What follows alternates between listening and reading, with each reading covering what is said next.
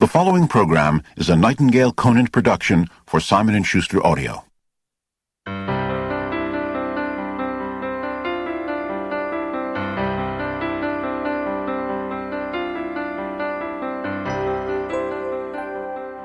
I have a very, very strong belief that everyone that comes into our life, everyone, from the stranger sitting next to us on the bus, to the person driving next to us on the freeway, to our children, our husbands and wives and parents and all of that, they all come to us as teachers. And that the key to being effective and awakening in our lives is to be students rather than teachers. To see them all as someone who has something to teach us, otherwise they wouldn't be there. You begin to look at it that way, you take away some of your supercilious attitudes and your holier-than-thou, better-than-somebody else, elitist kind of thinking, and you begin to look at, what does this person have to teach me? In all my traveling all over the world, if I'm in Istanbul and I meet a beggar standing there with one arm and one leg, I know that that person has something to teach me, that they're in my life for something, and I can learn something from that person. And it may just be to be a little more generous and to give a little more. Or it may be to just give a smile or to be loving or whatever, but there's a lesson there for us. The fact is that most of us in our culture define who we are and how well we're doing, and even our very humanity, on the basis of some very artificial criteria. Those criteria, most of the time, are considered by people in our culture to be the ultimate. And they are things like success. How much success do I have? That is, how much money am I making? How much stuff comes into my life? How many accumulations am I able to get? And there's certainly nothing wrong with that. But as a criteria for your very humanity, it's a very low point. It's a very shallow place to determine whether or not you're living the kind of life that you're capable of living. Another one is performance, which we tend to laud in our culture and to almost worship.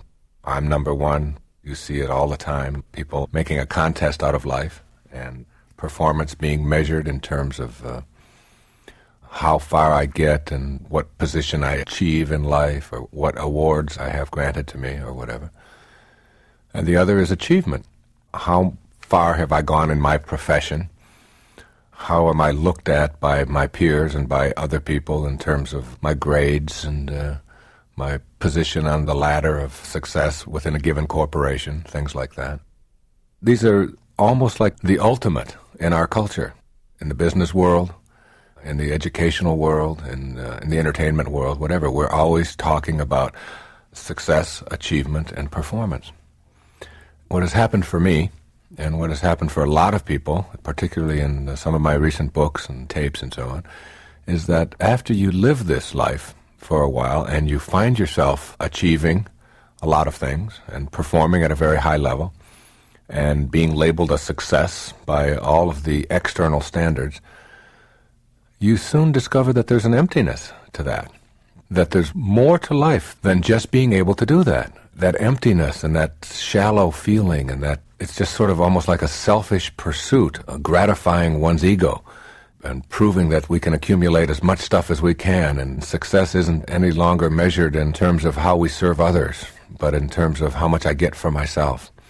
And our goals become obsessions, not that we need any more, but that we've fallen into this trap of believing that we have to accumulate more, we have to get more, we have to perform at a higher level. If we win the championship, that's great, but how about doing it 2 times in a row? Nobody's ever done that before. And if we do it twice in a row, well, now we've got to do it 3 times in a row. And now we have to do it by shutting out our opponents completely. They can never get a point. And we are constantly looking outside of ourselves for these kinds of almost artificial ways of defining ourselves as human beings. And when you get trapped into that, you find that there's a lack of a sense of fulfillment. And what I want to talk about and make happen in this program is to have people ask the question, what would it be like to live your life as a work of art? A work of art that's in progress. That is, your life becomes a masterpiece that is unfolding in every moment of your life. instead of looking at it in terms of how much can I get or how far can I go, begin to see that, all right, yes, I am capable of lots and lots of wonderful things, and I have accumulated a lot of things, and I've achieved at a very high level, and I'm performing very well. But I want to take a different perspective on what my life is. And I want to begin to see my life as this fabulous work of art, that I can shape it and shade it and mold it into whatever it is that I think would be the absolute ideal for my contribution while I'm here on this planet, for the actual unfolding of my humanity. And if you were to ask anybody, what is it that you would really like to have said about yourself, whose life would you look at and say, this is what I would like to have been said about me? Or this is the masterpiece that I would like my life to be. Would it be about how much stuff did I get? Or how big was my bank account? Or how fast did I run? Or how quickly did I get there? Or who did I beat in the process? For some, it might be, and that might be very satisfying. But on a much higher level than that, the answer to that question, for me, is in looking at the lives of people like Christ, who was perhaps the most influential person ever to live on our planet, ever to be on our planet. Muhammad, Buddha, spiritual masters who were leaving a message about the power of the human mind. More recently in our times, people like Gandhi, who was able to turn around the whole fate of a nation that had been subservient to an empire, the British Empire, all through a nonviolence and all through an approach to loving people and not making conflict something that has to be debilitating or destructive, and to literally put them on a course of running their own lives, all through simplicity and all through a sense of beauty and appreciation. Or Mother Teresa, who labors in the streets of Calcutta, just serving and just giving, and knows what she is for, and knows that she's not against anything. You see, there's a real irony in all of this, and I'm not here to put down, in any sense of the word, success and performance and achievement. I'm a person who has a lot of all of those things in my life. But I've found that those are the kinds of things that begin to matter less and less, and they show up more and more in your life when you find yourself getting more tuned into something much beyond all of that. It's like a knowingness. It's like creating a sense of what I'm here for, how I'm going to live this life that I have, and doing it in the service of others, maintaining a sense of spirituality about yourself, maintaining a sense of compassion and caring and love and decency for everyone that you meet, treating conflict and difficulties that come your way not as something for which you have to win or to master, but in fact as opportunities for you to see how you can transcend these things and not to have to use hatred and anger and bitterness and beating somebody else down in order to get to this higher place. It's very much a place of peace, and it doesn't mean like abdicating your role in life. It doesn't mean that you can no longer be an architect or that you can't be a salesman or whatever it is that you choose to do for a living. It's much beyond that. It's the way that you are, not what you're getting out of the way that you are. It's that wonderful work of art that your life becomes, that you begin to see that I can make my life unfold exactly the way the universe unfolds, with a real sense of perfection and harmony and peace for myself. And the more I do that, the paradox is that all of the things that I chased after so hard and so diligently show up in your life just the right amounts. It's an attitude of knowing, of surrendering, not to anyone, but surrendering from the things that most of us are pursuing all of our lives, where we get on that stress-filled, fast pace. I have to achieve, I have to perform, I have to succeed, I have to become number one, I have to beat everybody else in order to prove myself. You begin to develop an inner sense of harmony, that those kinds of things are very low-level determiners of what kind of a human being you're going to be.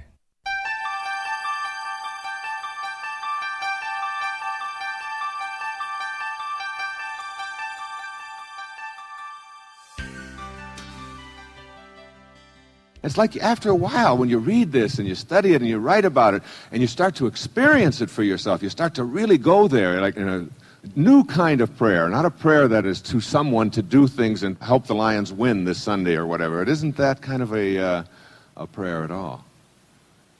And you begin to experience it, and all of a sudden you start saying, you know, what these people have been saying for centuries is true. I mean, it's really true. That's the first experience I ever had with that. It was just alarming. My sister-in-law, Marilyn, was driving on the Lodge Freeway in Detroit with her husband, my brother, and their 3 children in the back seat. Now, she is a hardcore, linear, left-brain skeptic, okay? Worse than any banker could ever be, all right? And any accountant, all right? I mean, you had to show me. Otherwise, it doesn't exist for her. Medicine was her model. Anything that has to do with the mind, very skeptical. This car jumped the guardrail on the other side, on the southbound lane, and landed right in her face at 60 miles an hour. She saw the wheels coming and land right there. Every bone in her face was broken. Her kidneys were punctured. She had internal bleeding and was in intensive care for 13 weeks. They took her into the hospital unconscious. And no one thought that she was going to survive the night. She was really in bad shape. And they performed surgery on her for 14 hours. And there was a team of surgeons, 6 of them. And they were talking during the surgery. As you can imagine, for 14 hours you would be talking.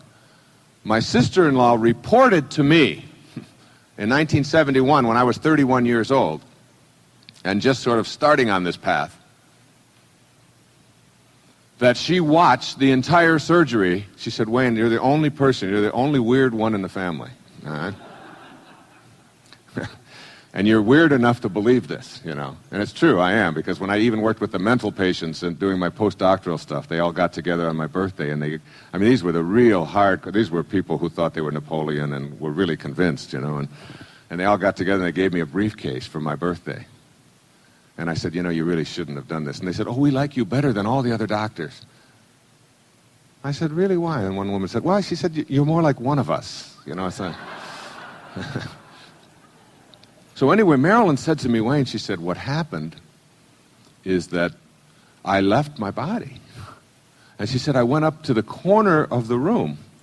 I was surrounded by this light, and I was in the presence of God.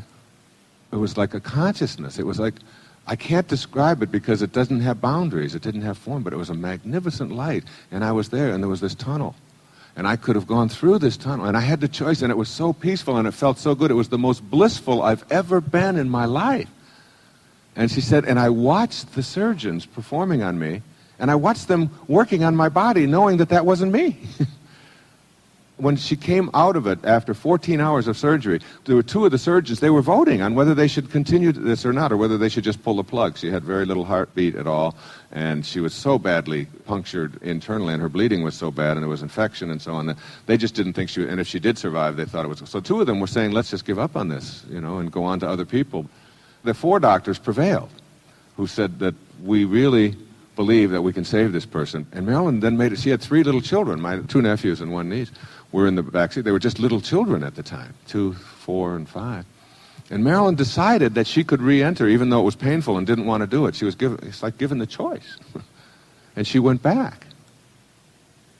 And when she came out of it, she told the surgeons which ones had said, let's give up on it, and which ones had said, let's stay with it. And she had gave them word for word what they had said in this event. And she said it was at that time that I became really, truly aware. And she said since then, she has gotten to meet some of what they call NDEers, near-death experiences. And that everybody who has this near-death experience, Raymond Moody writes about it, has the same thing to report. And that is that when they come back, and they do it reluctantly, they have what we call the big picture. And since then, I mean, you wouldn't believe my sister-in-law. She is the calmest, most loving, easiest going. You can't get to her. You can't get to her. She has an inner candle flame that never flickers, though the worst goes before her. And the worst is my brother. And he goes before her all the time. And he's very linear. He's an insurance judge. He's a wonderful, loving, beautiful person. All of his stuff is motivated out of caring and concern. He wants to always, but he wants to do so damn much that it becomes like, all right, enough. I got the map. All right, yeah, but do you know which turn to make? Yeah, I know. And it's half an hour of that kind of. And she just sits there and just reads. And when there's a family squabble and people get themselves all upset, she just picks up a book and just excuses herself. And she goes over into the corner, and the kids say, you know, when someone will be around, their friends, they say, what's with your mom? And they all say, oh, she's got the big picture.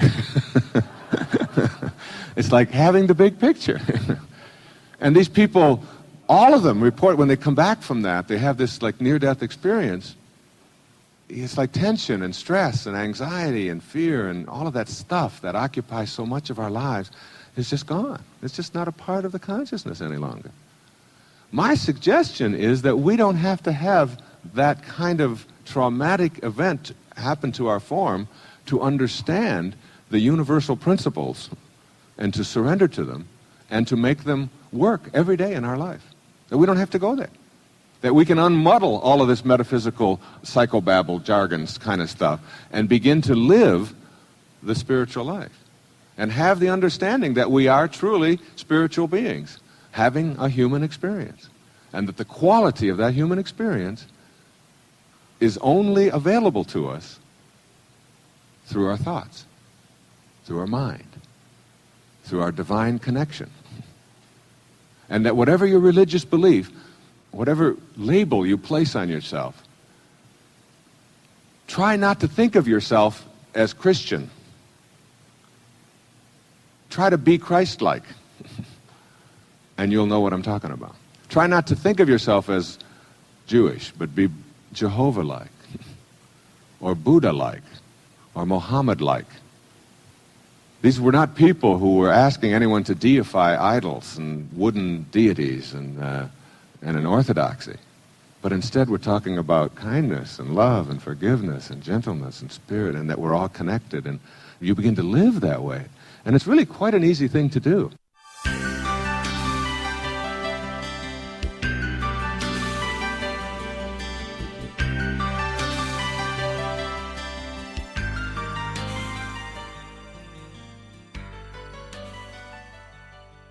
It just depends on where you are in your path.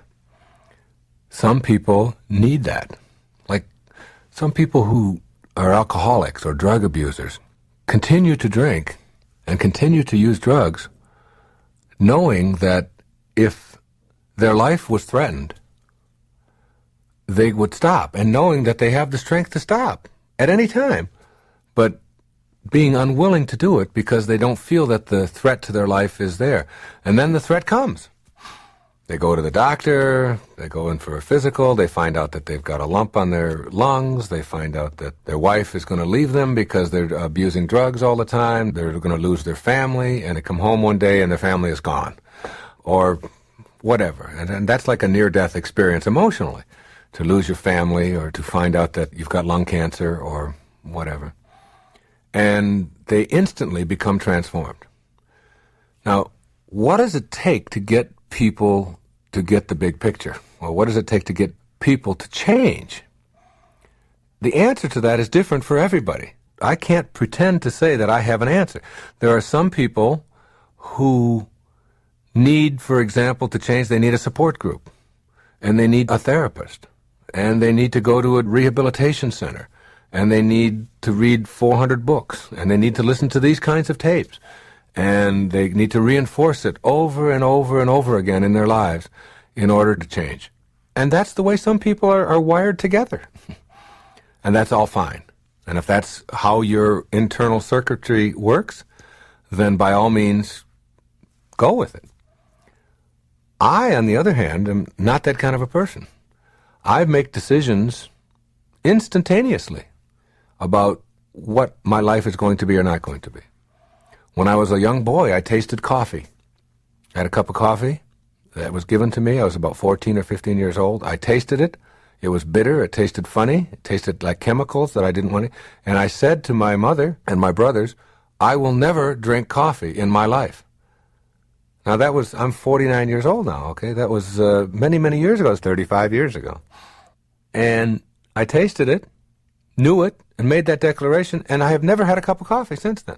I look at coffee, people offer it to me and everything, and I just know that I don't want that bitter taste in my mouth, and I don't want that caffeine, and I know that, all right? So that's how I am able to make change. But that doesn't mean that that's the right way and that's the best way. And I can sit here with great confidence and say that I won't be drinking coffee, and I'll never have a cigarette. I can say that for certain, having quit 25 years ago. And I can say for certain about a lot of things in my life, that I won't be overweight, that I will stay in shape, and all of those kinds of things. For others, it's a daily struggle, and it's like it's coming to know yourself. So the path to the big picture is different for everyone. But the understanding has to be that the big picture is there, and its availability is there. And if you need to have a near-death experience, like Marilyn did, in order to get that big picture and be able to relax in the face of conflict, be able to not allow yourself to get stressed out over small things, being able to enjoy your present moments and find fulfillment and joy in them, then have that near-death experience, but have it in your mind only. Okay? So create that experience for yourself. One of the ways to do that is through meditation. Another way to do that is just by visualizing or just imaging it for yourself. Participate in your own funeral, in your mind, if you have to. See yourself dying of a horrible disease and suffering. Go through it. Experience it. Die while you're alive. Experience that whole thing. And as you experience that, see for yourself that this doesn't have to be brought into form. That I can act it out in my mind like a dream, live through it, get the experience of it, and then decide, well, I don't have to bring this into my form any longer. And make then a decision not to do it. So whatever it takes for you, all I'm saying is that you don't have to go through it in the world of form. In your physical world, you can transform, go beyond your form. You can be metaphysical, go beyond the physical, experience it in your mind where there are no limits. There's no limits to your imagination. There's no limits to your thoughts. But literally be there. And then when you come out of it, realize that, okay, that's enough. I've done that now. Let me practice the big picture. Let me see it isn't anything that I have to really create in my life any more than that. And once you're able to do that, once you can create that for yourself, then you get all the benefits of the big picture. By the big picture, I mean you know in your heart and in your soul that there's more to life than just what my body is going through. And you know that there's nothing worth getting yourself all bogged down about and getting all depressed about and all worked up about. You know it all. You see all of that. And everything that I'm doing to create that, like Marilyn, I'm always amazed at Marilyn, how she's able to just let all of that stuff just float by her. When the kids have this particular problem, when my brother gets on her about that, or when things aren't going, it's how she just sort of calmly, and ever since that accident, has calmly just gone off in a corner and just sort of let it all work itself out. It's part of the surrendering process.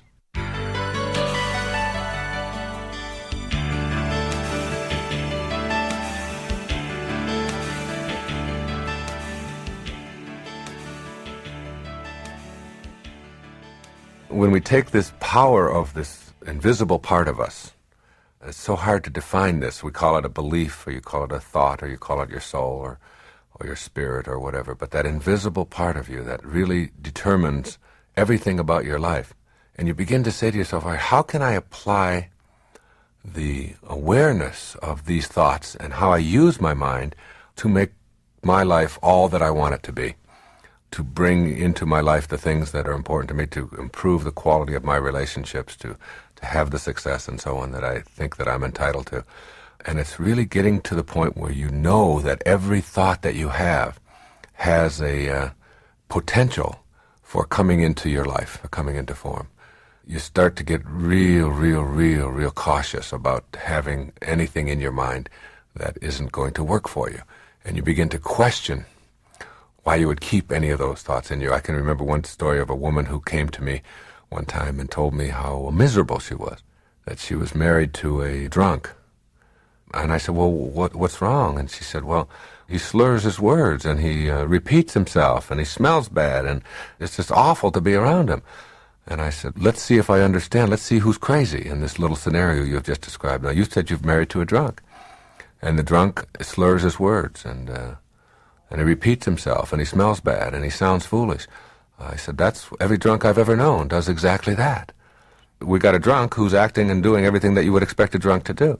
Now we got you, and you're married to someone that you call a drunk, and you're expecting him to be sober. You know, now who's crazy?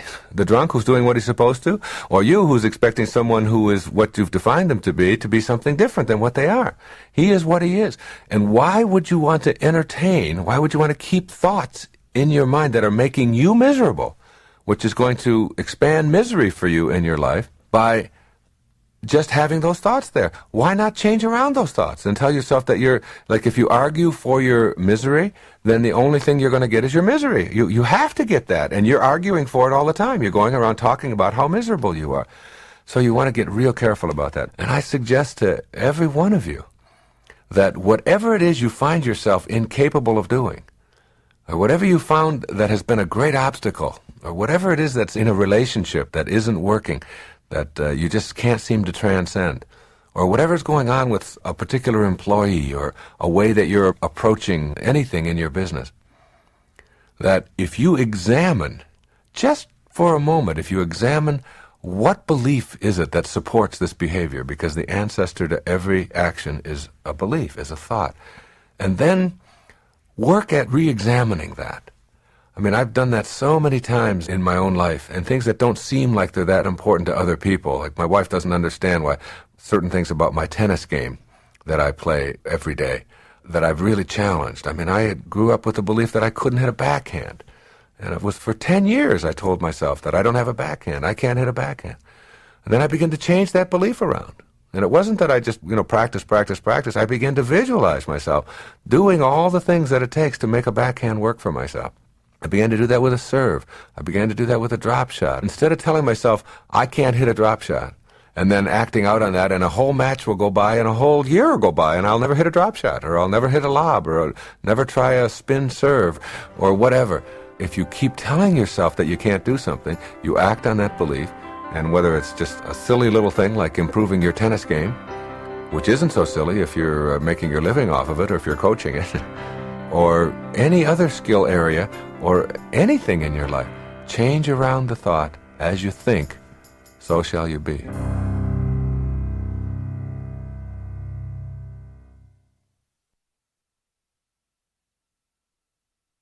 Years ago, my wife and I were going through some personal difficulties. We were making a decision about whether or not we were going to stay together, very frankly. Everybody in a relationship, I believe, has these moments and times when there's a struggle there, and you've been together for a while, and you're not certain whether this is the right path, and you're thinking about these things and so on. And nevertheless, it was a very difficult time emotionally for both of us. And I can remember years and years ago, as we were going through this, what it did for me to be in that state. I became much more loving. I became much more concerned with other people. I became less concerned with the pettiness of so many things that you find yourself worked up about, because I had a different focus in my life. And I can remember thinking, as we resolved it and got back closer together, and today are very close and very loving together, looking back on that time as like something that I had to go through at that time. And that what it did is it helped me to see how absurd it is for us to be focused on the minutia of life. Whether or not the walls are clean, or whether or not the toys are put away, or whether or not your food is prepared on time, or whether somebody is late with something, or whether the phone doesn't ring or does ring or whatever. Like, all of those things are so minute in contrast to what you're really struggling with. And then what it also helped me to do, in terms of getting this big picture, was to look at some of the things that other people were going through, some of the problems and difficulties that they were having, Very often when something goes wrong in somebody else's life that we're close to, one of our parents gets ill, there's an accident of some kind. When Marilyn had that accident, I can remember how it affected me. And it gives you pause to remind yourself that you have a lot to be thankful for, and that you have a very powerful mind here that can make anything happen that you want to happen as long as you keep yourself centered or keep yourself focused. I was able to shift from all of those petty little things. I can remember I was doing a show out in Seattle at that time that I was going through that tough period. And somebody asked me a question that 6 months before I would have answered sort of flippantly, sort of smart-alecky. It wouldn't have given it the attention that it deserved. I would have thought of it as perhaps too trivial. And I can remember looking into the woman's eyes who asked me the show. I was on a TV show out there in Seattle, and thinking, because I was struggling at that time, I became much more compassionate towards this person, much more tuned into the pain that they were feeling, even though it seemed trivial in comparison to what I was. And it allowed me to get to be more loving. And then I look back on that now and I think, well, that's what I had to learn. That's what it was for, that there's a purpose in everything. And that perhaps one of the things that I had to learn 8 or 10 years ago was how to be more compassionate. And perhaps the only way I was going to learn how to be more compassionate was to have to go through some of this stuff myself. So, you can do that. You can do that now in your own life. Know that there's a lesson in this for you. Know that there are no accidents in this perfect universe. And know that the deep troubles that you may be experiencing or may be hard for you have something in them for you. And that there's a secondary purpose to them.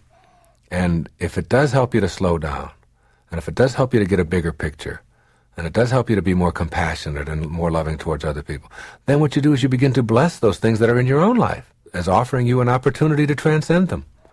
And once you've transcended them, then you don't have to go back to that again.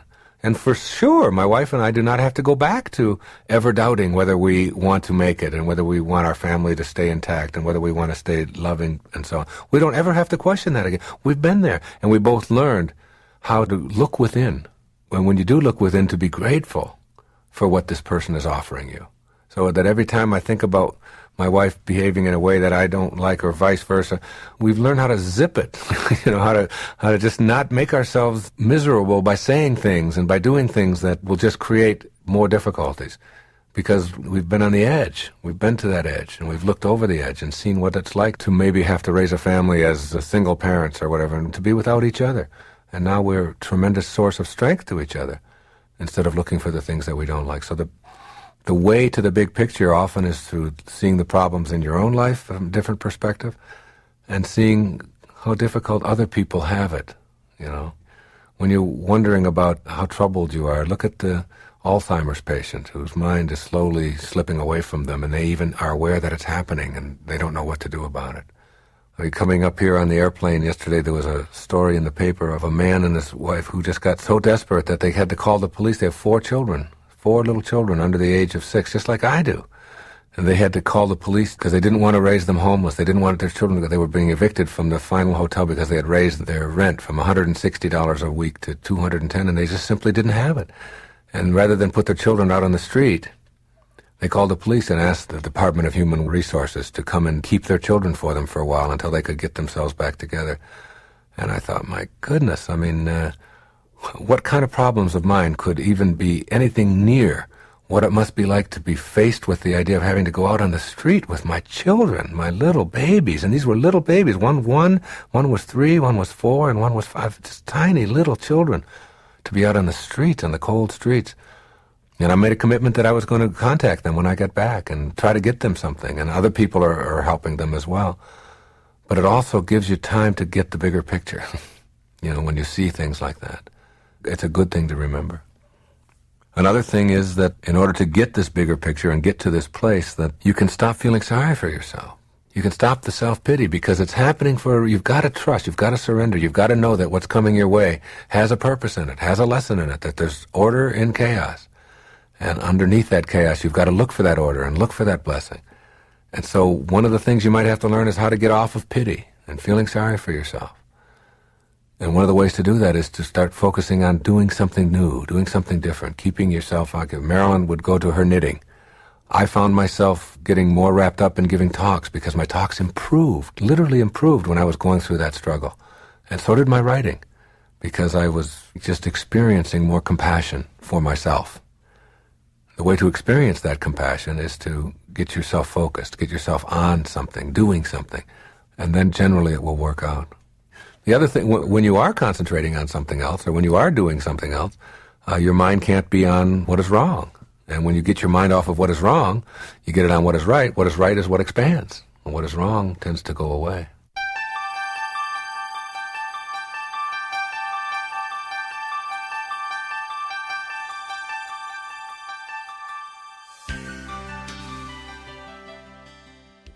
One of the most alarming insights I had was 5 years ago when my grandmother died. I was with her. She was 95 years old.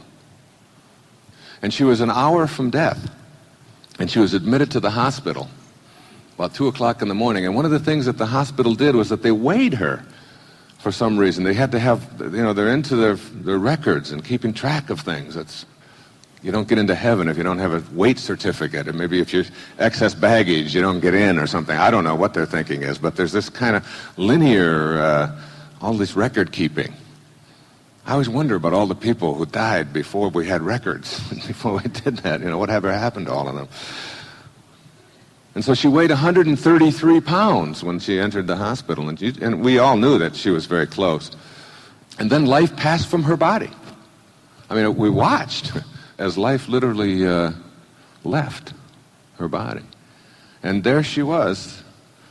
There was this package of, it was getting cold and stiff, and it was like this package of bones and stuff, matter. And it certainly wasn't my grandmother, that package there that was now deteriorating and going to be gone. And when they weighed her for the death certificate, she weighed 133 pounds. Exactly the same. So that whatever it is that constituted her life, her very essence, is invisible and weightless. You can't weigh it. And that's true for you. That's true for every single one of us. That what our life really is all about, it defies the world of form. It defies the world of linear. And yet we spend almost all of our energy and our time here, in this part of our consciousness, in form, believing that this is who we are. When you learn to go into your mind, when you learn that your mind is really a place that you can visit and exquisitely touch the face of God, you can remove the tension and stress and everything else that's troublesome in your life when you give yourself time to experience your true humanity. John Quincy Adams sat in the White House. He was our 6th president, and he was the most spiritual man who ever sat there, I think. He was a man who rejected slavery while other people, including one of his best friends, Thomas Jefferson, practiced it. He was a man who was highly spiritual and very intellectual, perhaps the highest intellect of anyone who ever was there. And this is what he wrote about himself 3 days before he died in a letter to Thomas Jefferson. He used his house as a metaphor for his body. And this is really the message of what I have to say here today. He said, John Quincy Adams is well, but the house in which he lives at the present time is becoming dilapidated. It's tottering on its foundations. Time and the seasons have nearly destroyed it. Its roof is pretty well worn out. I can identify with that one, I'll tell you. Its walls are much shattered and tremble with every wind. I think John Quincy Adams will have to move out of it soon. But he himself is quite well, thank you. That concept of understanding that universal intelligence that is a part of our consciousness is not just something for mystics and people to go in loincloths and contemplate in caves. It's for us. It's for every one of us in the practice of our daily lives, in whatever business we're in.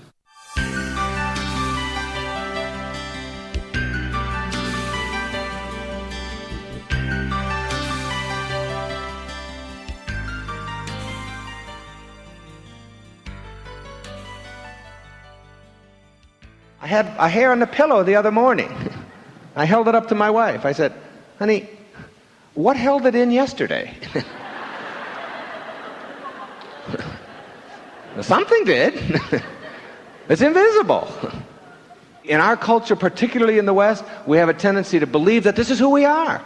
And we decorate our form, and we perfume it, and we insure it, and we build a house around it, and we mortgage that, and we watch it, and we look in the mirror, and we say, oh my God, look at what's happening to it, and there's another wrinkle that wasn't there before, and how did that get there? And it's completely out of your control. It's all handled for you. There's such a beautiful lesson to learn, such a beautiful spiritual lesson to learn. If you look at a vase and watch a sculptor make a vase, the sculptor shapes his clay and finishes it up. And what is it that makes it a vase? You think it's the material? You think it's the pottery? You think it's the clay? No. It's the empty, silent space inside that the clay surrounds that allows it to be a vase. Otherwise, it's just some pottery. What makes this a room? What makes your house a house? Think about it. It's not the walls. It's not the material that has been put all around us that you live in. It's the space, the empty, silent space inside that makes a house a house. It's the space between the bars that holds the tiger, as they say in Zen. And it's the silence between the notes that makes the music. It's not the note. That's the note. What makes the music is the silence between the notes. And so it is with you. Robert Frost put it this way, more beautifully than I could ever say it. We all sit around in a circle and suppose, while the secret sits in the center and knows. And knows. You must come in contact with that empty, silent space that is within, not the form that encapsulates it. So difficult for us in a world of bottom line, left-brained, analytical, get to the point mentality that we find ourselves in. But all you have to do is look around. Look and understand that whatever the intelligence is that is in back of or suffusing all form in the universe, that allows it to be that empty, silent space that some call God, some call spirit, some call soul, some call Muhammad, some call Buddha, the label doesn't matter. And I am not up here on this stage to proselytize for any particular religious point of view at all. It is not my purpose. It has nothing to do with what I'm here. It is to get you to understand the power of that invisible, silent, empty space that we all know as thought.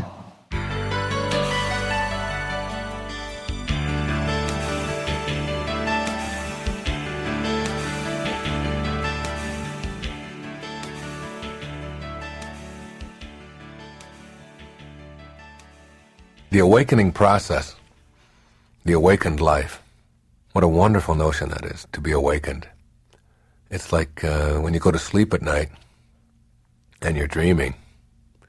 The only way you know you're dreaming is to awaken. And it's a similar thing here, this awakened life business that we're talking about.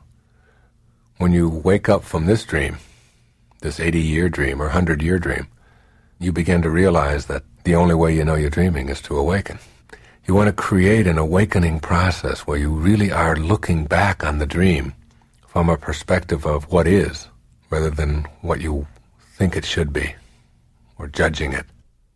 And there was a wonderful lady, some of you will have heard of her. Her name was Peace Pilgrim, and no one ever knew her real name. And Peace Pilgrim was this woman who was in her 70s when she died, I believe, and she walked all across the country just promoting peace. She was a little old white-haired lady, and she would go on television and radio stations and just talk about how positive it could be, and then she would walk to the next city and the next. There's a book out about her called Peace Pilgrim. And she had, in one of her little booklets, something that I think is really an indication of the awakened life, a real indication that you're awakening. And this is just a real short list of what some of those things are. When you see yourself moving beyond that success, that performance, that achievement that so motivates your life, and begin to awaken to a new level, to a whole new level of experience. You'll see it this way. The first thing you'll notice is a tendency to think and act spontaneously, rather than on fears based on your past experiences. In other words, you begin to trust and surrender and to have a sense of spontaneity about your life.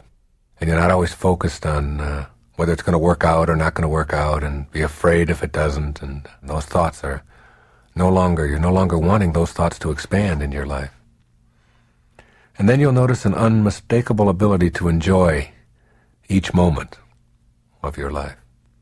Every moment becomes an exquisite part of your existence, and you'll find yourself, even in times when you used to think of them as boring or routine, like, maybe getting at an airport and being delayed for a couple of hours, you begin to find an unmistakable ability to enjoy that, and to not judge it, and to see it for what it is, and to even be grateful for it, that you're not getting on a plane that wasn't supposed to leave at that time. You begin to see it that way. And you begin to enjoy the little things that we so take for granted. The moments with your children. The times when there's chaos around and you think, oh my God, I'm never going to get through this. You suddenly can stop yourself in the middle of that and see the irony and the fun and the joy in it. And the quiet times, and even driving back and forth to work, or you find yourself having this unmistakable new ability to enjoy every moment that you find in your life and to treat it all as a gift. It's a sign of the awakened life. You also find that you're developing a loss of interest in judging other people. You're off of judgment. You're moving beyond that. You understand the truth and the notion that you don't define other people with your judgments. You define yourself as someone who needs to judge. That each one of us is defined by our own thoughts and our own actions. And even those people who are behaving in ways that are antisocial and that are criminal and so on, you find yourself less judging them and more seeing them for what they are. Not saying that they shouldn't be held accountable and responsible, of course. But that judgment, that inner hostility, that inner anger toward them is replaced by a sense of wondering, how could that little baby at one time who was in its mother's arms turn out this way? What created that? And I wonder if there's anything I can do to help eliminate that in other children, rather than the judgment. You find a loss of interest in interpreting the actions of other people. You don't become this great interpreter for what everybody is and what everybody is doing. The awakened life beckons you to just sort of observe it, to note it. And even in your own behavior, you become less inclined to interpret it and more inclined to say that this is just an indication of where I am or where I am not at this particular moment.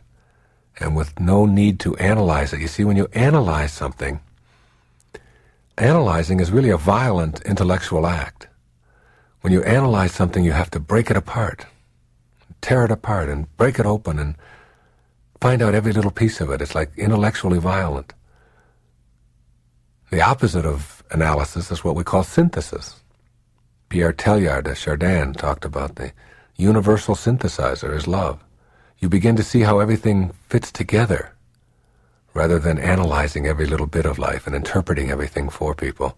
You try to do less of that and more of seeing how we all fit together. The awakened life means a loss of confrontation. You're no longer interested in it. It just isn't important to you. It's like having to prove yourself and make a contest out of everything is just no longer there for you. The real sense of the awakened life behind that is that you don't have to make anybody else wrong. And you don't have to make yourself right. That's the real sense of awakening, when you begin to know that there's much more to life than making a contest out of it. I noticed that when my little boy, who's 2 years old, goes out to play, any place, the only reason that he does it is for fun. I mean, he doesn't try to win, he doesn't try to beat anybody, he doesn't try to confront anybody. He just goes out to play. And we lose that in the name of confrontation and conflict. I remember Tom Crum talking in his book, The Magic of Conflict, about an example of if you were an adult and you went to a playground and you decided to sit down with a 3-year-old and to make sandcastles. And you made all these beautiful sandcastles, and suddenly the 3-year-old stood up and kicked your sandcastle over. What would you do with that? I mean, you wouldn't try to make him wrong and make yourself right, and you wouldn't have a fit about it, and you wouldn't scream, and you wouldn't holler, and you wouldn't say, how dare you do this, such a thing, and be all upset about it, and have made a contest out of it. You'd say, this is what 3-year-olds do. They knock over sandcastles, and it's just for play. You begin to develop that sense that inside every one of us is a little 2-year-old who wants to come out and play and doesn't have to win and doesn't have to beat anybody and doesn't have to be in conflict or confrontation. That little child inside of you begins to surface when you start awakening. You lose the ability to worry. I didn't say you lose worry, you lose the ability to worry. It's no longer a part of you. You begin to understand the absurdity of worry. You begin to see that it makes no sense to worry about the things that you have no control over. Because if you have no control over them, it makes no sense to worry about them. And then it makes no sense to worry about the things that you do have control over. Because if you got control over them, it makes no sense to worry about them. And there goes everything that you ever worried about. You either have control or you don't. And if you don't, you move on. And if you do, you take control. As you awaken, you lose that ability to just worry about things and instead accept them. You'll notice frequent, overwhelming episodes of appreciation, as she puts it. Frequent, overwhelming episodes of appreciation. Appreciating everything, being thankful. It's one of the great ways to become awakened in your life, is to be thankful for everything and to give thanks for it. You know, I'd like to see the churches of America have services on Sunday morning where they have, like, Liver Appreciation Day, you know, it's like to appreciate your liver every Sunday and have an ode to the liver, you know, and a theology of the liver and how grateful we are for our liver. And if we didn't have our liver, imagine how, you know, and then the next week is like, you know, the Heart Appreciation Week. It's like appreciate every little tiny thing that is a part of what it is that makes you alive. Your teeth, your tongue, the air that you breathe, the ionosphere, the atmosphere, the ground, the sun, the stars. It's like you start having these overwhelming episodes of appreciation as you awaken, and you appreciate getting on a plane and having it take off and having it land and having a seat and having someone to serve you a drink and being able to wear clothes and everything about your life. And as you become more aware of how much you have and how much you have to be grateful for, you become less focused on scarcity and what you don't have, because your mind is focused on what you do have. And when your mind is focused on what you do have expands. You begin to develop contented feelings of connectedness with others and with nature. You begin to see that every human being that you meet any place on the planet shares being human with you and what it feels like to be human. You begin to see that there's a oneness to it all, that there's a universal mind, that you're a part of it. And you know that each one of us is connected and that on a round planet we can't choose up sides. That you begin to know that, then you treat the people that you come into contact with the same sense of reverence that you have for yourself. Because you are, in fact, that person. It's why Jesus said on the cross when the Spirit was thrown into him, "Forgive him, Father, for he knows not what he does." The reason he knows not what he does, he doesn't know that he's throwing a spear into himself. Because every time you hurt another human being, you hurt the generic human being. You hurt all of us. And every time you send out love, you create a sense of harmony in that being. You begin to have what she called frequent attacks of smiling. You become more joyous, more merry, more contented as you awaken and get beyond all of this need to accumulate and perform and achieve, which is all wonderful. But when you go beyond it, you begin to develop an increased susceptibility to the love extended by others, as well as the uncontrollable urge to extend it to others. Love becomes what you are, and you can't give away what you don't have, and you can only give away what you do have. And if what you have is love, then that's what you find yourself giving away. Those are the symptoms, the signs of awakening, presented by Peace Pilgrim with my editorial comments. She was a beautiful lady, and I belong to that organization that promotes her ideas.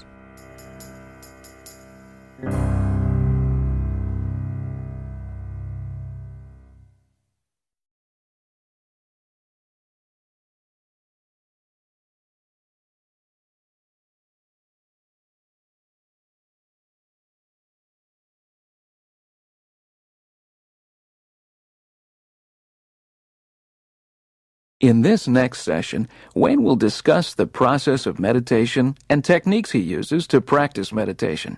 Remember, meditation should only be done when your concentration isn't needed for driving or doing other tasks.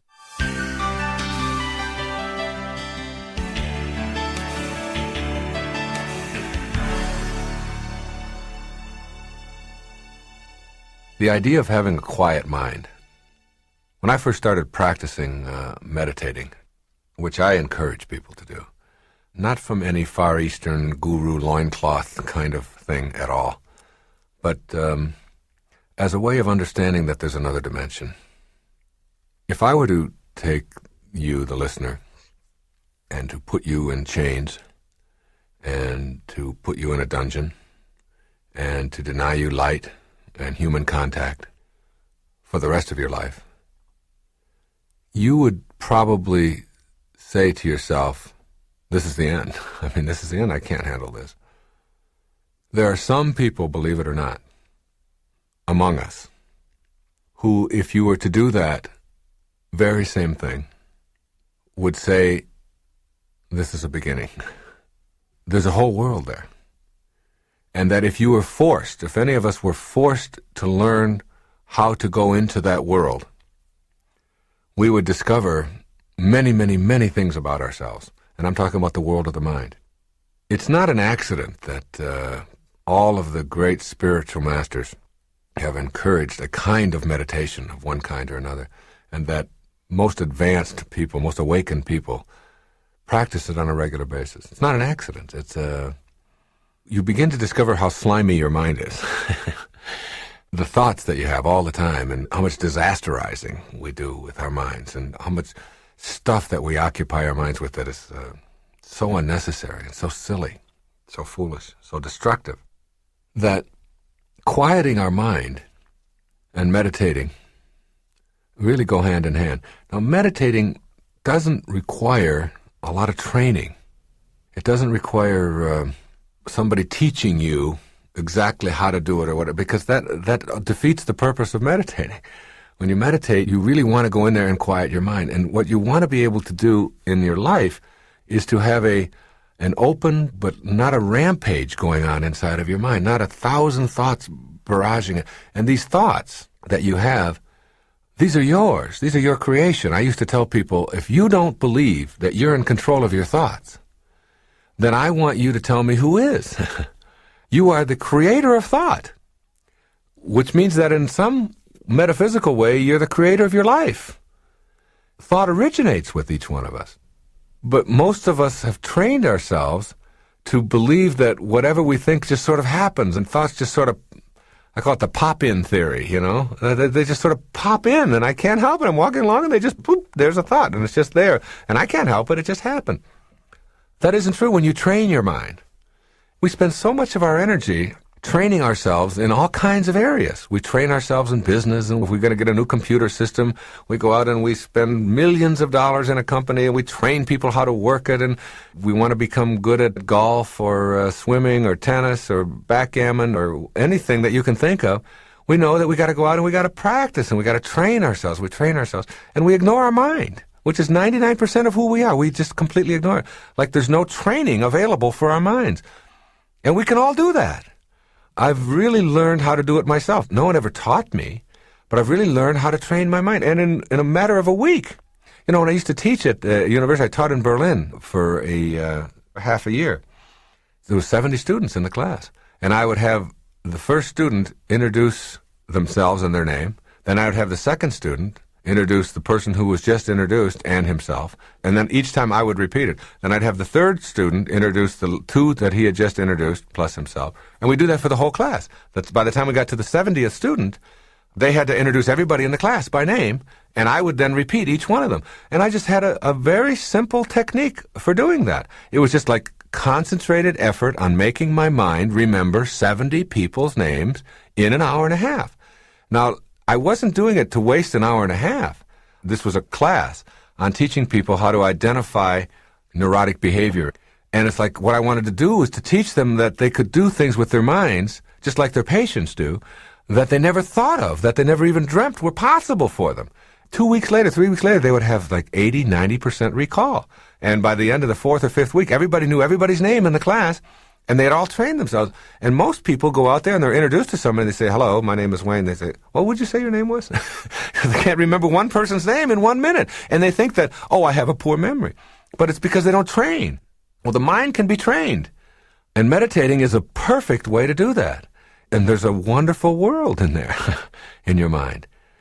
Quieting your mind means that you're no longer susceptible to all of the external influences that are around you. I'm always amazed when I watch the U.S. Open tennis championships that are played in New York, right near LaGuardia, at how the players are able to continue playing with jets going on overhead. And yet when I am really completely involved in a tennis match, I've had people where I've played, I've had jackhammers going next to me, and my opponent is going crazy. They have to go over there, and I tell them, I don't notice it. My concentration is on the ball. And I don't hear that lawnmower going off or the jackhammer going or the airplane going on overhead. We can train ourselves to do that. And the people who are really good at any game or any activity that requires concentration know how to do that. Well, we all want to be able to be better at that, and we don't want to have our minds occupied, particularly with worry and anxiety and stressful kinds of things. So you have to learn how to focus your mind, how to get focused, and keep yourself from creating those kinds of thoughts that are always impinging on your consciousness. Miracles are available there. I meditated for a long time. It's like there would be a light. I would have this light that I would create. And it's really interesting that you can create a light with your eyes closed in a dark room. So you don't really need your eyes to create light. You need your mind to create light. Your mind can create light. And all of us do it in our dreams. We can create a color in our dream without any light. So that our minds are capable of producing that. And our minds can create smells, and we can create sounds. We do all of that in our dream. And that's just a pure thought state. So what you want to do is get to that pure thought state. I created miracles in that space for myself, and in the world that I came back to when I left the meditation as well. The result, the peacefulness, the harmony, the serenity, the energy that you begin to get when you just take a few minutes a day, 10 or 15 minutes a day, put yourself into a sensory deprivation kind of atmosphere, a tub of water, under a tree, in a meadow, whatever. Just go into your mind and begin to see the world there, and you begin to see, as I said, how slimy your mind is.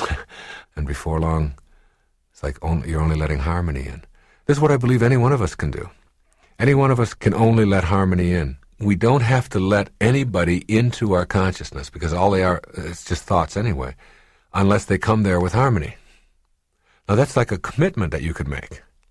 that if you come with disharmony, discordance, anger, stress, tension, you only get to my form. You only get to the package. But unless you come with love, harmony, serenity, peace, whatever, you don't get to who I really am. You don't get there. Because I'm beyond the need to have conflict and confrontation occupying my soul. I just don't need that any longer. I'm past that. I've gone through the light.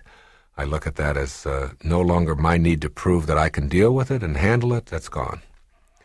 So I was on an airplane, and we were flying from Miami to San Francisco, and the plane taxied out.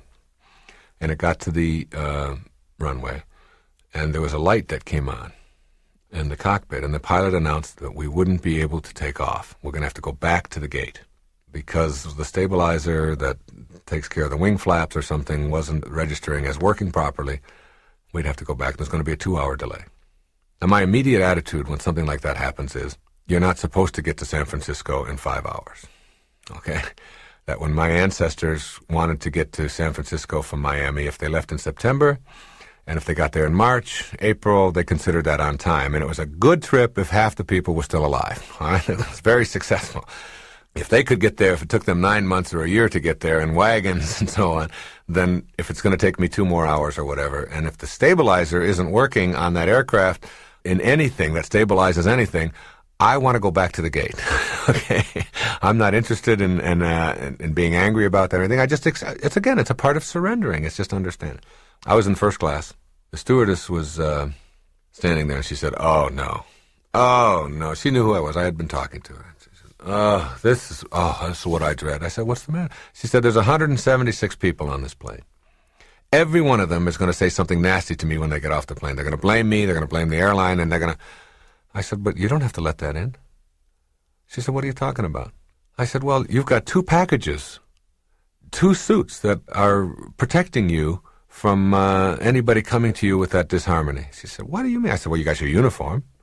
I said, "And that's one package, and that's over the other package, which is your body, and then both of those are protecting or covering who you really are, which is how you choose to process all of this and how you choose to think and who you really are." I said, each person that comes up by you and says something negative or nasty, you can just let that only be a message to your uniform, to your package. That's not me, and you can remind yourself, they're not talking to me. They can't get to me with that stuff. They can't have that. I don't let anybody come to me unless they come with love or harmony to who I really am. So you can just say, "Well, I'm very sorry," and have a good. And it's like, and you say, "Well, they didn't get to me, and they didn't get to me. They're not reaching me with that." And sure enough, she stood there and she watched as 176 people got off, and I'd say 150 of them said something nasty to her on the way out. And each time she just sort of smiled and said, "Yes, well, it'll be 2 hours," and she gave them instructions on where to go. And when it was all done, she sat down next to me. She said, "That was fantastic. It's the first time that we've ever had a circumstance like this where I didn't let it bother me." I said, "You don't have to let that stuff into your life." And the more you do that, the more you allow yourself the right to have only what you want to enter your consciousness. You just make that choice all the time. I do it all the time. When I'm driving, when I see, and if anybody gives me what, I don't take any of that inside. I just say, "Oh, that's them, and that's how they're reacting to my form." But if somebody comes to me with love, with serenity, with peace, with joy, with ease, whatever, then you can have all of me. I will respond back with that. So you let in whatever you want. That's what meditating does for you. That's what a quiet mind does for you. It allows you to select what you allow into who you really are without having to be a slave to every single person who's out there and every single action that's out there that doesn't fit in with the way you want it to be. Having a quiet mind in a practical sense is really understanding that what I'm talking about is not just for discussion. It's for application. If you're the kind of person who has your mind filled with 10 different things that you have to do, and that is producing anxiety, stress, ulcers, colds, backaches, headaches, cramps, runny noses, and all of the kinds of physical reactions and manifestations of that kind of thinking, then you have to look at how can you just get a blank mind, or how can you get a quiet mind? How can you just understand that, supposing you're thinking about, you got to get to work, you've got this report you got to get out, you got to get your taxes done, you got to stop and get some diapers on the way home, The kids need to have bananas, and they've got dance lessons I've got to get them to, and an endless catalog of activities. By using your mind to do that and to occupy it all the time, none of that is going to get done. See, all of that is going to get done. Regardless, if you're the kind of person who does those things, it's going to get done. The question is, how do you use your present moments? See, anytime you use up your present moment, or any time that you are thinking anxious thoughts, you're denying the present. You're using up the present moment. Instead of using it up in a productive, peaceful, serene, calm way, you are somehow believing that you can't get through this day or this moment any other way, that if I don't think about it and worry about it and be anxious about it. But the fact is, it's going to get done. Your taxes are going to get done. You're not going to jail. You're not the kind of person who's going to opt to just simply not do your taxes. You're going to get the diapers. You're going to get the report done. All of that you're going to get done. Otherwise, you wouldn't be in the position that you're in. You would be doing something else, all right? So if you know that it's going to get done, the question is, what's the most efficient and effective and peaceful way to get things done? I use the analogy often of when you're in a hurry, like when your body is in a hurry. That's when you're least effective at things. That's when you always drop something. You'll drop the keys, and then you'll start sweating. And then when you start sweating, you find yourself getting more upset, and you'll forget something. And you'll walk out the door, and you'll slam the door, and you left the key on the inside. Now you don't have a key. Now, in the physical world, you understand that if you hurry and rush and are filled with 1,000 different activities, that you have decreased your efficiency. Why isn't the same thing true in the mental world? In your mind. If you are filling your mind with all of the things that you have to do, and you're worried about all of those things and get yourself all consumed with them, then you're still going to be less efficient, less effective, and you're still going to be cluttered. At a moment like that, you put on a tape. If you're going to drive, you got to drive. You can't get the bananas and the diapers and the report done and the IRS taken care of in the car on the freeway. You can't do that then. You're driving. So why not be here now, as Ram Dass says. Be here now. Here's some music. Put on a tape. Meditate right there. Don't close your eyes. But just push it all out. Okay, it's all going to get handled. But meantime, I'm going to enjoy this. Meditating teaches you that you have the capacity to use your mind any way that you want to. And you suddenly begin to see that everybody else out there who's in a frenzy and all upset and worked up, that you don't have to go there. It doesn't have to be that way.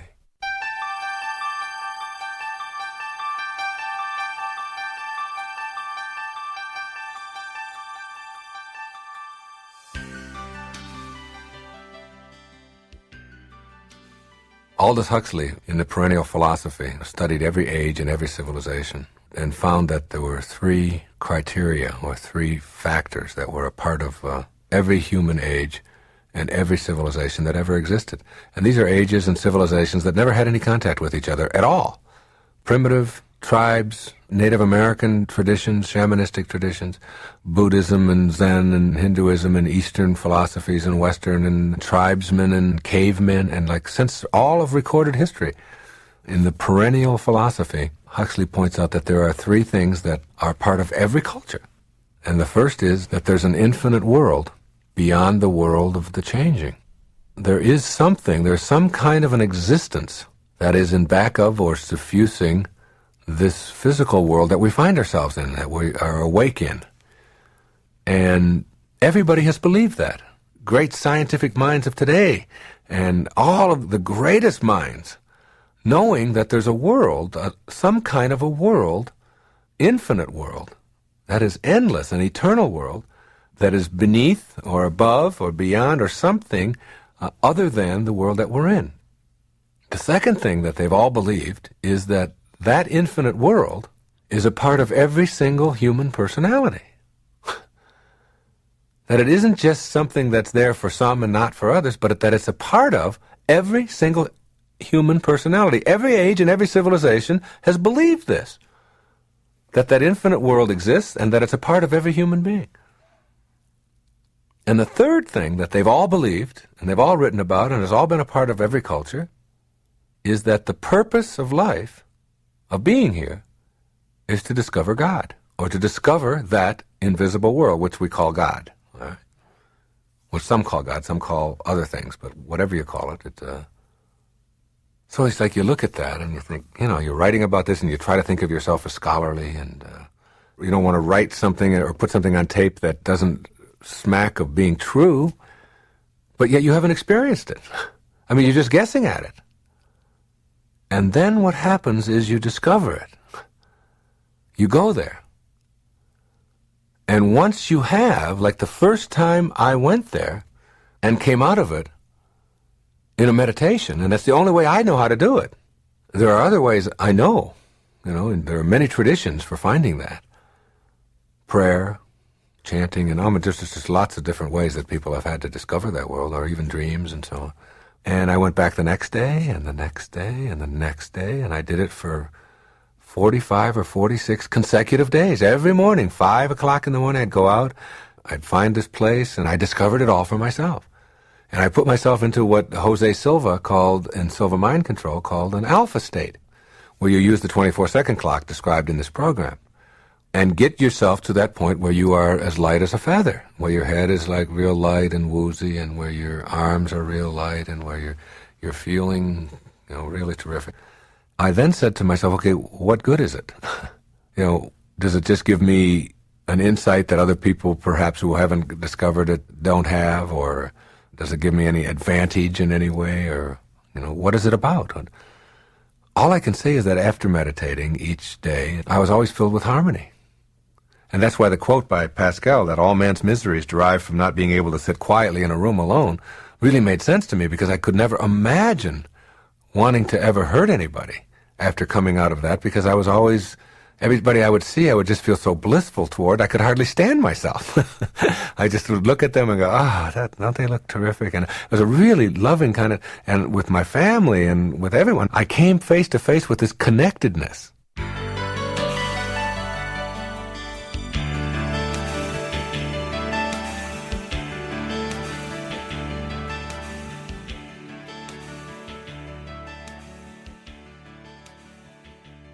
I'll tell you how I do it. Whether it worked or not for you, I don't know. But it does for me. An alpha state is a self-hypnotic state. And a self-hypnotic state is the first thing that you want to train yourself to get to. In this self-hypnotic state, you go into what we call an alpha state. And an alpha state is really the same state that a dentist can put you in, actually you put yourself in through the teachings of a dentist, in about a minute and a half, if you're willing, if you want to do it. What I do is I use a 24-second clock. And 24-second clock is the clock that they have in a basketball game, an NBA game. It's got these little lights, 24, then it goes 23, and these little lights, and these little dots that are in there to make up the two. Now, here's the rule. When you close your eyes and get into a very quiet space, and all you have to do, if you don't have time, is just take the last hour of your sleep and use it, because it will give you a real strong sense of total rest and energy like you've never experienced before. An hour of meditation will give you 8 hours of sleep like that. I mean, it's that powerful. But again, you've got to believe it if you want to see it. You get the 24 and you see the 2 and the 4. Now I can do it right here. You can see the 2 and the 4. And then you see the 23. But you have to see it. You can't just say it. You have to see it. You get now the 22. And what you're going to do is you're going to count down to 1. But any time between 24 and 1 in which a thought of any kind other than the picture of the number enters, you start over at 24. If you get to 16 and you say, God, I got a dentist appointment tomorrow morning. So, there we go. Okay, 24. You get patient with yourself. Now, it'll take you a few days to get to 1. All right, the first time. You probably won't be able to do it if you're honest with yourself. until you've tried this for a few times, but that's okay, you do it anyway. Now, when you go from 24 to 1 without having an intervening thought, you will be in an alpha state. You'll be there. The way that you know that you're there, just watch what happens when you raise your hands. You raise your arms up, and all of a sudden they'll go like this. They'll get real, very light. Or you're breathing.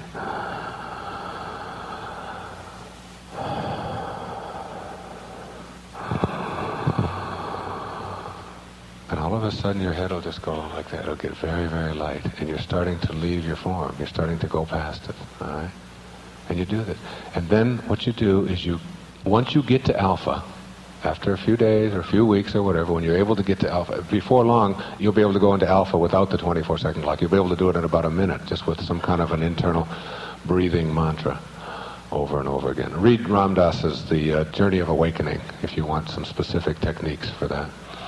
And then once you get good at going there, then you start asking yourself questions that you may have about your life, about anything that you want, about struggles that you may be having with your children, about your relationships, about where you ought to be going, what kinds of decisions you're not sure about making, anything like that. You start asking those questions after you get into the alpha state.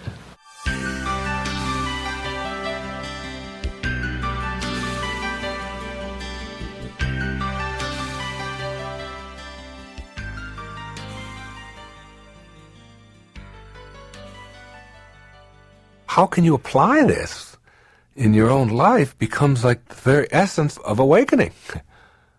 You can go into a sales encounter and meditate on it and see how you want it to work out. While you cannot control how other people are going to act or react in your own mind, that's for them. Each one of us is capable of doing that for ourselves. You can certainly be impactful on how that other person is going to react to you by how at peace you are with yourself and how unattached you are to whether the outcome comes out the way you want to, and being focused on how I can serve the other person rather than what is going to come to me. You're able to do that. You can do that in all of your relationships. You can begin to look for in your own mind all the beauty and the joy and how you want that relationship to be, and you can see it and you can ask yourself that. Like I give the example often of having two selves, and one self is a thought and the other self is a form. If you hear somebody say to themselves, "You jerk, you dummy, you shouldn't have done that," you've got two people there. You've got the person who is doing the name calling, that is the thought, who's saying, "You jerk, you got that," and then you got the jerk, who is the body that has to react to what kind of thoughts that you have. So if you call yourself a dummy or a fool or a jerk, you have a thought of jerk and you have the jerk who has to react. And what you want to do, and what meditation can help you to do, is to bring into harmony those two selves, so that self one, the thought, and self two, the body, the form, are in unity, are in oneness, and that you are only calling yourself what you want yourself to be. And you are only seeing what it is that you want in your mind, what you want your body to do. So as you go into meditation, what happens is that you leave this body and you enter into that invisible world, that formless, dimensionless world of thought, and you then begin to realize that you're not even your thoughts, that you almost are watching yourself from a consciousness point of view. You're watching yourself think, and then you watch yourself react to the thoughts. And you can literally ask yourself, what's the solution to this? Or what can I do? Or why is this a problem for me? Or why am I creating this in my life? Or why am I having such a difficult time with my wife? Or why am I always having so much time with this particular person on the job? Or what is it about me where I always create I set up myself to fail? Answers begin to come floating right into your consciousness from a higher part of you, which you'll never see if you don't believe. And you can begin to apply this. There's a wonderful story of a man who was bothered and troubled by a car honking. He is awakened by this car that is honking for his neighbors next door. He says to his wife, "If I had magical powers, I would be able to put 4 flat tires into that car every time he comes here." And his wife said, "No, No, you don't have it yet. And then he said, well, if I had magical powers, I'd be able to put a silencer on that horn, and I wouldn't even be able to hear that horn. That's what I could do if I had magical powers. She said, no. She said, if you had magical powers, you wouldn't be disturbed by that horn.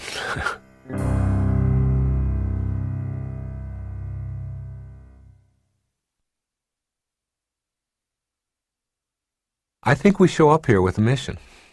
We have tasks, we have lessons, we have things that we have to do while we're here. And for some of us, that's a very short time. And for some, it's a very long time. And some people will have 30 years experience. And some people will have 1 year experience 30 times. Two different approaches. They endlessly keep repeating the same thing over again, and others are growing. It's not the same for anybody. I just talked to somebody just the other day who's got 29 years working at a plant in Indiana. And his real love, he has an apple orchard. He has 290 trees. He knew so much about apples and about all the different kinds of apples and about all the controversy about pesticides and why they have to be used and which ones are safe and which ones aren't and how much water that you have to give them and why you just let nature do it in a certain way and where you plant them and when you harvest them. And he had this whole thing he had discovered about how to keep apples for 6 months by putting them in your refrigerator and keeping them cool, but you've got to keep moisture in there. He said the moisture goes out, and he was so excited about his apples. And yet he spends 99% of his life he's doing something that he doesn't like doing. I said, your bliss is your apples, isn't it? And your apple orchard. I love it when I'm out there with that. I just feel like I'm with God at that time.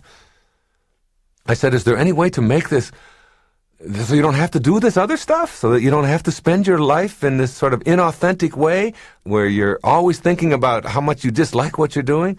Well, I've never thought about really making a living at it and all of that. I said, somebody's got to buy apples, and there's applesauce that's got to be made, and there's apple pies that have got to be made, and it's like if you get your bliss, if you know what it is, then it's just a matter of taking some of the risks that go with it, and why not? Why restrict yourself in any way? What I was suggesting to him was, give yourself a chance at that. There's two things that I think about what you're doing. You've got to love what you do, and you got to do what you love. Everybody can do this. And I don't really think it matters too much what you're doing. But if you don't like it, you have options. The first option that you have is that you can leave it and take the risk that goes with following your bliss. And I know what your question is already. How do I know what my bliss is? Now, I'll come to that.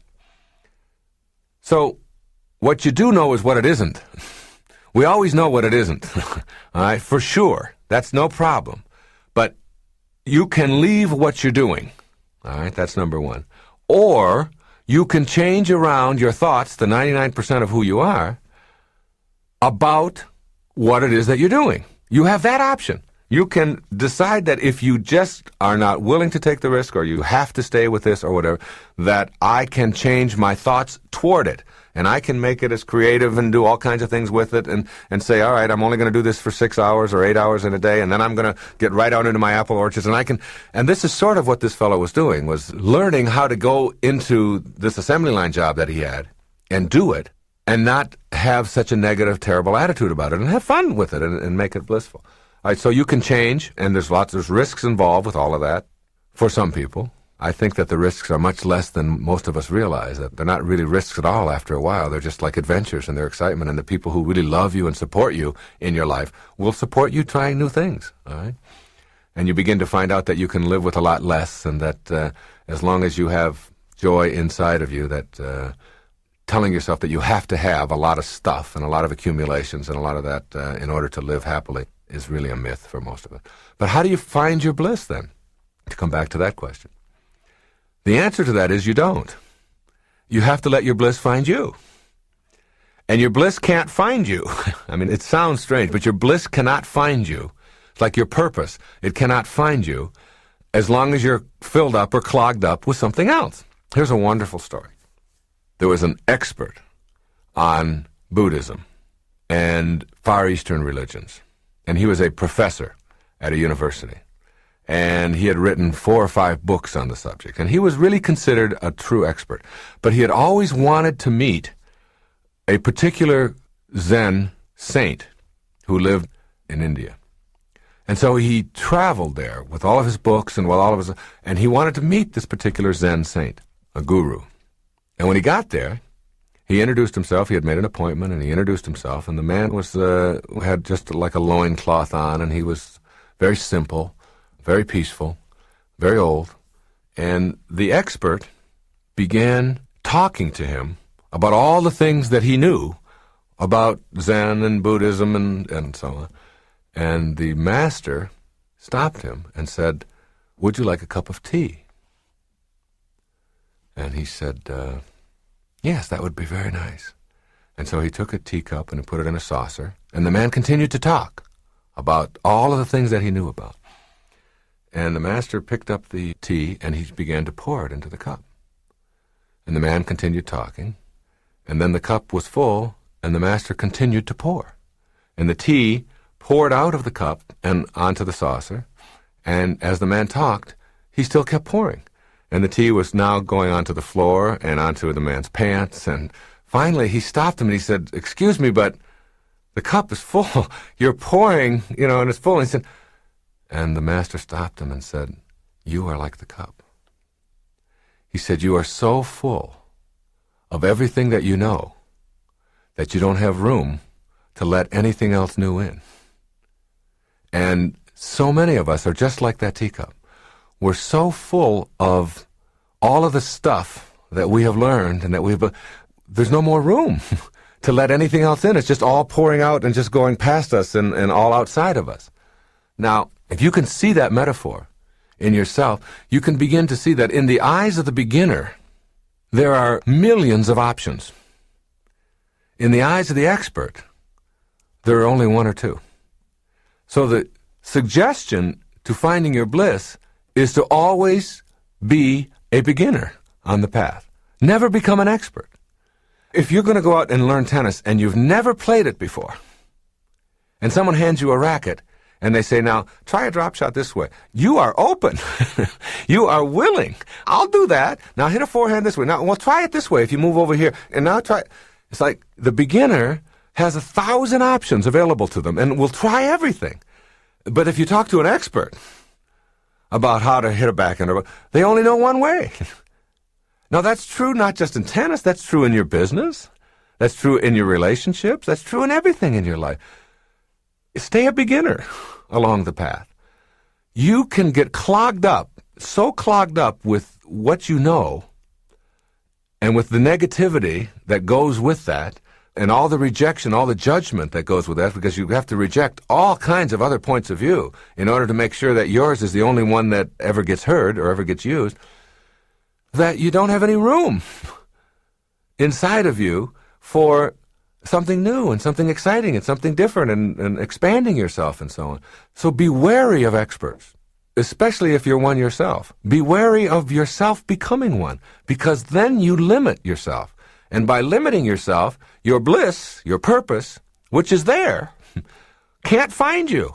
It's like an artery that's clogged up with cholesterol. I mean, it just can't flow. Nothing can flow through it because it's too clogged. You've got to unclog yourself. And the way you unclog yourself is by opening yourself up and advancing confidently and doing things that make sense to you, that make you feel good, that are of service to others, that are useful to other people, whatever it is that you're doing.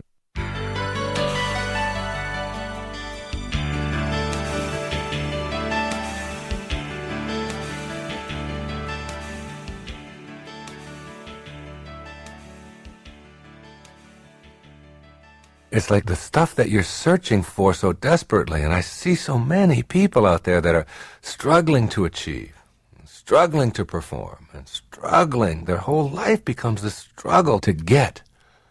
And I think to myself, if you just could only understand that there's much more to this. I was watching a show on TV the other day. It was a group of former prostitutes, and each one of them talked about how they got into this business of being a prostitute. And I think of this because I have 6 daughters, and I think that the thought of one of my daughters having to someday go out and or not even having to, but choosing to go out and sell her body in order to make money. And many of these women came from very fine backgrounds. Every one of them talked about this addiction to money. I was sitting watching with tears coming down my eyes, thinking to myself about the addiction to money. And every one of them said that the thing that they had to get over before they could get out of prostitution was their addiction to money. That they knew about all the dangers of disease and the physical dangers to them and the rottenness of the profession that they found themselves in and how corrupt it was. They knew all of that. And this addiction to money seemed to be so profound, so important to them that one woman had spent 7 years trying to get out of doing this kind of thing because she was making $5,000 or $6,000 a week, for which she didn't pay any taxes on, and which was just like, and she found herself just spending all the time on drugs and on clothes and on jewelry and whatever it was. It was like this addiction that she kept convincing herself that she had to have this stuff. And meantime, the work of art that I'm talking about in this program, that you want your life to become, to unfold this masterpiece, is like the daily activity of your life. And what the daily activity of her life was this revulsion, this loathsomeness that she felt for what she was doing, and her dislike and her hatred, and her life became that. And that's what kept expanding for her, because what you think about is what expands. The more that she would think about how much she hated it, the more hatefulness would become a part of her life. And yet the only reason that she was doing this, according to her, was her addiction to money. And she said, I had to go on a detoxification program. I had to detox myself, not from drugs, not from alcohol, not from anything like that, but from money, from the belief that I couldn't live the kind of life I wanted if I didn't have these large amounts of tax-free money that was coming into my life. Now, in some ways, if you're doing the kinds of things that you don't like, and you're living the kind of life that you find loathsome, and you're constantly in pursuit of just getting more and getting some kind of an award or getting a lot of money in your hand, you too are a form of a prostitute. That's a prostitution of your basic divine self, of who you really are. And until you come to that awareness, until you understand within you that this money thing that you've convinced yourself you have to have in order to have success or happiness or joy or harmony in your life, you're never going to get on the path that I'm talking about. You're going to convince yourself that I am only doing what I'm doing because it's going to ultimately get me all of this stuff. I'm going to have all of these things. Meantime, your inner self, the person, the observer that is with you at all times, that voice, that conscience, that inner thought that is basically your humanity. That's what makes us human. That invisible mind that we are always with and always a part of is always in disharmony and disarray. And you don't have to go to the extreme of being a streetwalker or being a pimp or some of the extreme kinds of things that we think of when we think about prostitution and prostituting ourselves in some way or another, or being criminals. But in a sense, the same principle is working in you. And if you can get rid of your addiction to the belief that you can't be happy, or that you're doing what you're doing because it's going to give you happiness through your accumulation of this money, I just want to tell you what every single one of those women said, that what you are buying with that money simply isn't worth it. And the cost to your own self, to your own harmony, to your own sense of who you are as a human being is 10 times greater than what you're getting as a reward.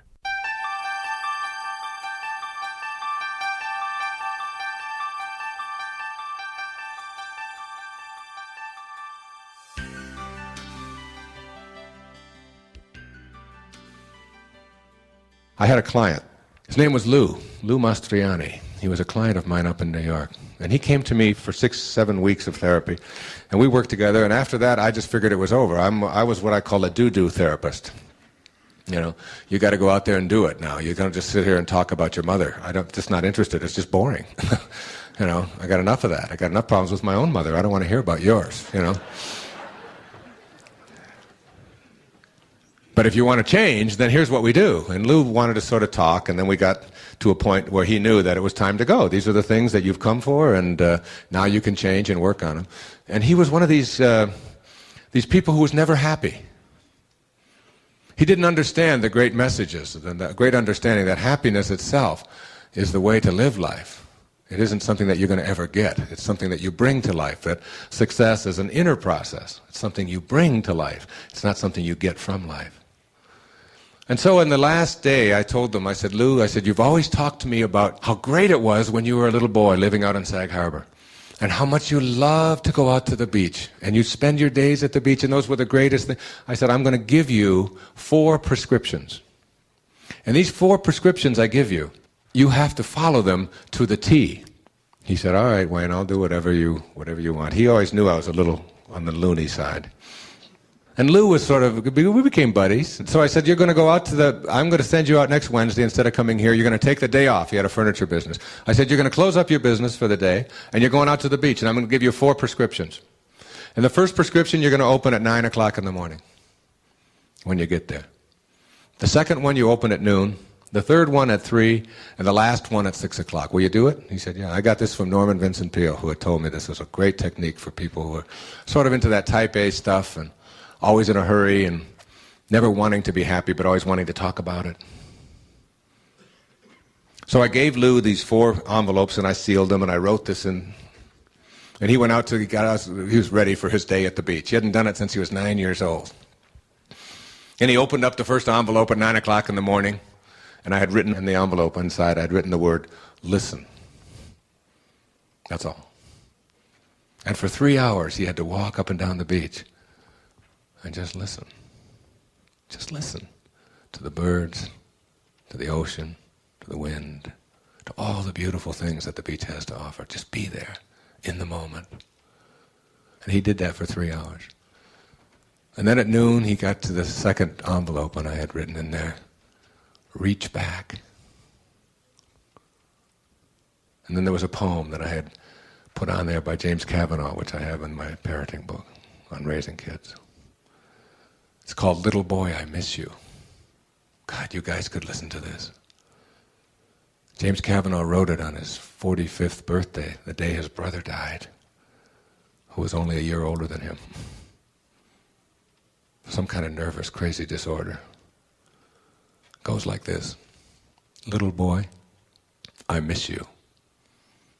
With your sudden smile and your ignorance of pain, you walked through life and devoured it, with nothing but misty goals to keep you company. You wandered through quiet woods with friends, and you were startled by a shuffling porcupine. Your heart beat mightily when you chased frogs and caught one too big for a single hand. There was no time for meaning. A marshmallow gave it on a sharpened stick. A jackknife in your pocket gave you comfort when your friends were gone. A flower hidden in the woods behind an aging, shriveled log. A dog who licked at your fingers and chewed at your jeans. A game of football that you didn't expect. A glass of cider. A cricket's cry. When did you lose your eyes and ears? When did taste buds cease to tremble? When's this sullenness, this mounting fear, this quarrel with life, demanding meaning? That mounting fear is leisure's bonus, and it's the pain that forbids you to be a boy, be a girl. I had Lou think about that for 3 hours. Reach back. And don't let an old person move in. Don't let a tired person move in. Don't let a sick person move in. Not into this beautiful form that you inherited. And at 3 o'clock I had written on there, as he opened the envelope, re-examine your priorities, which I'd encourage all of you to do. Who are the most important people in your life? Who are they? What would you do if you had 6 months to live and you knew it? How would you spend that time? Who would you be with? You got kids and you don't have time for them because you're too busy? Be with those kids. Teach them how to play ball. You're not raising grass, you're raising kids. Be there for your wife. Tell her how much you love her. Send love out wherever you can. And you'll see the success that you're chasing so desperately come jumping into your life. Re-examine your priorities. Walk as you talk. Be there for the people you love. And you'll see your business and everything else growing. And at 6 o'clock, I had Lou write the final envelope, and I'd encourage all of you to do it. I said, Lou, now write your worries in the sand and see how long they stay there.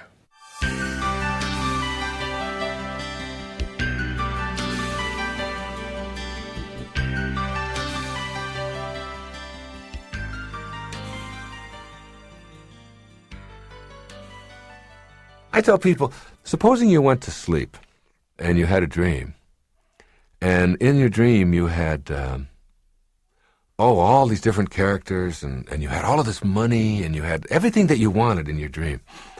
And then you woke up, and then you look back at your dream, and you became attached to the stuff that you had in your dream. And you said, wait a minute, I want that. There was gold in there. There was silver. There was all of these friends. I had a Ferrari there. I mean, all of this. I got to have that. Somebody would come away and cart you off and put you in a rubber room and say, that was a dream. You can't be attached to that. That's just a thought that you have. That's the way you got to view life. Instead of it being an 8-hour dream, it's an 80-year dream or a 90-year dream. And at the end of the dream, you don't want to be looking back at all of the stuff that you wish you could still have because you can't have it. You don't get any of that. So you try to detach yourself now while you're here, while you're alive, from the need to have that stuff. Instead, you just let it sort of all flow. As absurd as it would be for you to be attached to the stuff that you had in your dream, it's that absurd for you to be attached to the stuff that you're having in this dream. You have to die while you're alive. Now, that's a very hard concept for people to get. But you have to experience your own death while you're alive. Let me tell you a story. It's a wonderful story. It's an old, ancient story. I'll paraphrase it. There was a hunter who lived in India. And he would go to Africa every 2 years. And he would bring back animals and prizes and things like that. Well, one year he took off and he went to the jungle. And he discovered this large enclave inside the jungle. And it was filled with beautiful parrots, beautiful birds, multicolored, and they all talked. And he couldn't get over it. And he put a net out over one of the trees, and he captured one of the parrots. And he put the parrot in a cage. And he brought the parrot back to be with him in India as his pet. And he fed the parrot sunflower seeds, and he fed him rice, and he took wonderful care of him. He was very good. Kept him in the cage. 2 years went by, and he talked to the parrot every day. And he said to the parrot, I'm now going back to Africa. Is there anything you would like me to say to your friends back there in the jungle when I'm back there? The parrot said, yes. Tell them that I'm very happy in my cage. Tell them that I am joyful and that I love being in my cage here with you. Just tell them that. The hunter went back to Africa. He went back to the place in the jungle where he had been 2 years before. And he told the story. He said, your friend that I took back has a message for you. And the message is that he is happy in his cage, that he is joyful with me, and that he has no regrets. At the instant of hearing that, a bird on one of the branches keeled over and dropped dead. Dropped dead, stiff. The hunter assumed that he was just filled with sorrow at hearing of what had happened to his friend. So he went back to India, and he told his parrot what had happened. He said, I went back and I did just as you said. And I told them all out there, and at the moment that I told it, apparently one of the parrots was so upset that he'd missed you so much that he just dropped dead. And at the instant that that happened, the parrot in the cage keeled over, dead. His legs went straight up in the air, and he went stiff. The hunter was beside himself. He couldn't figure out how could this happen. And he took the dead parrot out of the cage, opened it up, and threw it out on the woodpile. The instant that the parrot landed on the woodpile, he flew up to the branch. And the hunter said, "You tricked me. What is this? I thought you were dead." And the parrot said, "My friend was sending me a message. He told me, by his actions, that in order for you to escape from your cage, you must die while you're alive." Okay, now that's an old story. That's an ancient story that's been told over the years. What does it mean? I mean, don't you see that this is a cage? That the whole planet is a cage? If you can just stand back far enough and see that we're still restricted by the limitations placed on us as human beings. We're stuck here, or maybe in our homes, or in wherever we are. We're all in cages. And even though we have more room to manipulate, we may even have a whole planet, we're still sort of in cages.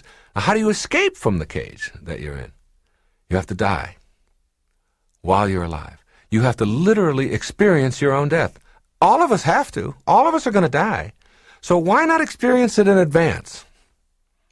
And see yourself out of your body, gone, but able to look back at what's going on now. Just like the dream, where you have the dream and you have everything you want, but you're able to look back at it.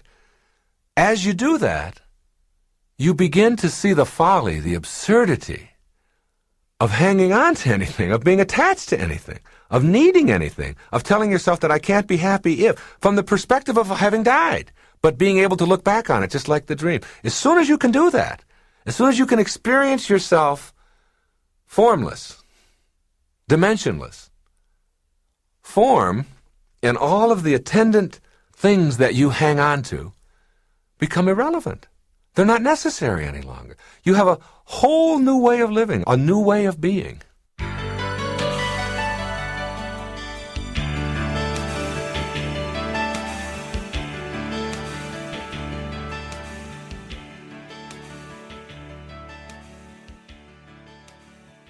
Let's make it real clear that when I say we have to die while we're alive, that this is not a physical act. You certainly don't have to die and experience your own death. What you have to do is you have to do that in your mind. You have to really see yourself, and that's, by the way, when they train people in meditation and in becoming high spiritual masters and so on, they literally expect them to experience their own death, to know what it's like, to feel it inside. For me, how I apply it in my life is that I keep reminding myself that an 8-hour dream and an 80-year dream are basically the same if there's no such thing as time. And I keep reminding myself that being attached to anything, in the sense of needing it and having to have it and identifying and defining myself by the acquisition or the getting someplace by those kinds of acts, is absurd from the perspective of my no longer being here in form. I'm like Carl Jung when they said, "Do you believe in life after death? Or do you believe there's a God?" He had studied it all of his life. He said, "No." He said, "I don't believe it. I know it." He said, "I absolutely know it, that you cannot kill thought.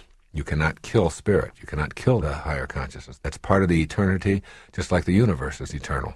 So too are you." So when you know that and live that, then it becomes less and less scary, the idea of your form dying. So I try to look at everything that I'm doing from the perspective of being able to look back at it from the point of not being here any longer, from the point of being dead, or from the point of when I'm looking back at what was in my dream. While you're in the dream, everything that you're doing is very real, very exciting, very exquisite. It's not like you're going through it and saying, "Oh, this doesn't count. I got my fingers crossed. There's no countsies on this." That isn't the way it is. You're experiencing. But when you awaken, you don't look back on it and say, "Oh, I want all of that stuff back. I have to have that. If I didn't get this, and if I only would have done it this way." You don't do any of that. You just move on. You just move on to the next level. And that's pretty much what I'm talking about here. you now have a new perspective. And the perspective is of not needing anything in a very short time. In a very short time for all of us. I mean, it's just a speck away. In an eternity, it's just a speck away. We won't need any of this stuff. Try to detach yourself from it now so that you can flow, so that you can be part of that perfection, instead of always worrying, always angry, always hurting, always suffering, all of that suffering. See, all suffering gets played out in form. There's no suffering in thought. There's no suffering there. And that was the thing that my sister-in-law, Marilyn, said, that there was no suffering. There was her body going through all this pain, all this suffering and everything, and she wasn't suffering at all. Who she wasn't suffering. There doesn't have to be suffering if you can really live there. You don't have to have a terrible accident or come close to death or anything like that to do this. You can really get that new perspective of looking back on all of this that you're doing now from the perspective of no longer having to have anything or own anything. That your humanity, your divineness, isn't in things and acquisitions. It's in how you think.